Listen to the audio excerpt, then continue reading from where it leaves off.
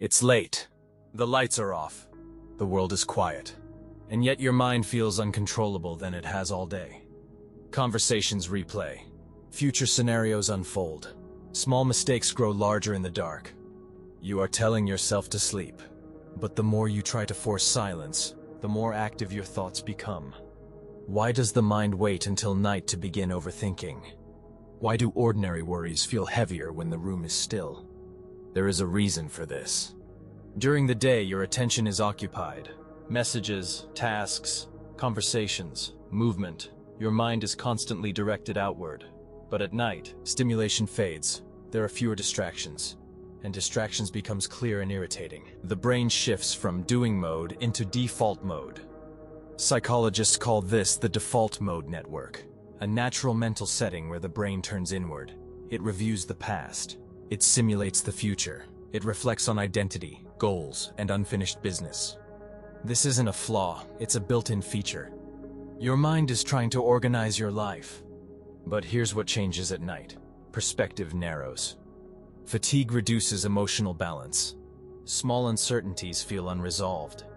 The brain, sensing a lack of closure, keeps searching for answers. It replays conversations, imagines alternative outcomes, and constructs what-if scenarios, all in an attempt to regain certainty. Overthinking at night is not a sign of weakness. It's the mind attempting to create control in a moment where you are physically still. And the more you resist it, the more alert the brain becomes. From a Stoic perspective, this pattern feels familiar. Stoic thinkers observe that much of human disturbance comes not from events themselves, but from our judgments about them. We suffer less from what happened, and more from what we believe it means. At night, judgment becomes amplified. A simple mistake becomes a personal flaw. An uncertain future becomes a looming threat. A delayed response becomes rejection. The mind, untethered from daytime context, drifts toward interpretation. Stoicism offers a calm reminder: not every thought deserves agreement. A thought is an impression. It arrives automatically. But whether you endorse it, that is a choice. The Stoics practiced observing thoughts without immediately attaching identity to them. Instead of saying, "This is a disaster," they might ask, "Is this within my control? Is this certain? Is this useful?" When applied gently, this approach creates space. Overthinking feeds on urgency. Space dissolves urgency. So how do we create that space at night? Not by fighting the mind, but by changing our relationship with it. One quiet shift is to recognize that nighttime thinking feels more convincing than it truly is. Fatigue alters perception. When the body is tired, the mind tends to lean negative. This isn't dramatic, it's subtle. Concerns feel more permanent. Solutions feel further away. Simply reminding yourself, "This feels bigger because it's late," can soften the intensity. Another helpful reflection is separating preparation from rumination. Preparation is brief and practical. Rumination is repetitive and circular. If a thought leads to a clear next step tomorrow, you can mentally note it. If it repeats without progress, it may not require solving, only noticing. Stoic practice encourages focusing on what belongs to you now. At night, what truly belongs to you. Not tomorrow's outcomes, not other people's opinions, not hypothetical conversations. Only this moment, this breath, this room, the body resting. You might gently bring attention to physical sensation, not as a technique to fix overthinking, but as a way to balance it. The weight of the blanket, the rhythm of breathing, the simple fact that in this moment nothing urgent is happening. Overthinking thrives on imagined urgency. Calm grows in present reality. Another quiet Stoic principle is acceptance of uncertainty. Much of nighttime thinking revolves around needing resolution. We want guarantees. We want reassurance that everything will unfold as planned. But certainty is rarely available at midnight. The Stoics understood that peace comes not from controlling the future, but from preparing character.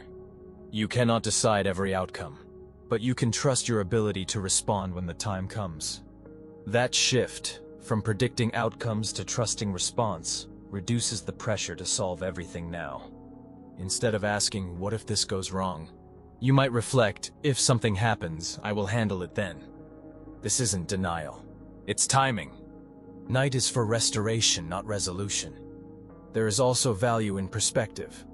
If a concern will still matter in a week, it may deserve attention tomorrow.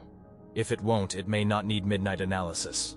Writing can help some people externalize thoughts earlier in the evening, placing worries onto paper so they don't circle internally, not as a strict ritual, but as a gentle unloading. The key idea is this: thoughts can exist without requiring action. You do not have to chase each one. Imagine sitting beside a quiet river. Leaves float by. You notice them, but you don't step into the water to retrieve each one. Thoughts at night can be treated the same way. Seen, allowed, released. And perhaps most importantly, you can stop judging yourself for thinking. Many people add a second layer of frustration. Why am I like this? Why can't I just sleep? This judgment increases alertness. Instead, a calmer internal voice might say, "The mind is active tonight, that's okay." Paradoxically, acceptance often shortens the cycle. Because the goal is not to eliminate thinking. It is to loosen identification with it. Modern psychology supports this view. When people observe thoughts with curiosity rather than resistance, mental intensity often decreases naturally.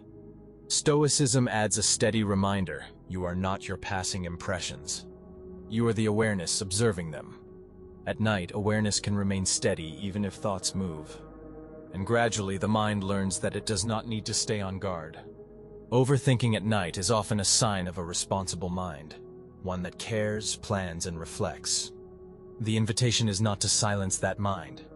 It is to guide it gently, to remind it that rest is also productive, that clarity returns with daylight, that not every question must be answered in the dark, and that peace is not the absence of thought, but the absence of struggle with thought.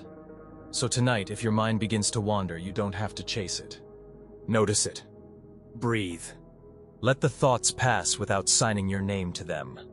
Trust that tomorrow will offer better perspective. And if this message resonated with you, take a moment to pause right now. Close your eyes briefly. Take one slow breath. Let your shoulders drop. If you value calm, reflective insights like this, consider subscribing and joining this community. Each week, we explore practical wisdom from psychology and Stoicism, not to control life, but to move through it with greater clarity. Sleep doesn't arrive through force. It arrives when the mind feels safe enough to let go. And that safety begins with how gently you treat your own thoughts and ignore negative thoughts.